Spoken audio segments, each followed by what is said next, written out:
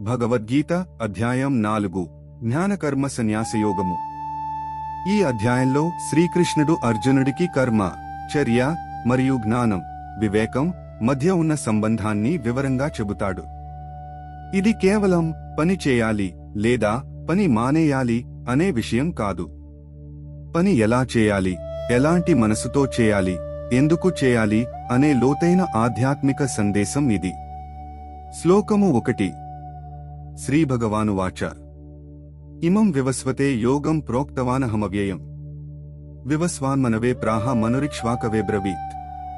శ్రీకృష్ణుడు అన్నాడు, నేను ఈ యోగం అనగా దైవ జ్ఞానం, కర్మ యోగం మొదట సూర్యదేవుడికి నేర్పాను.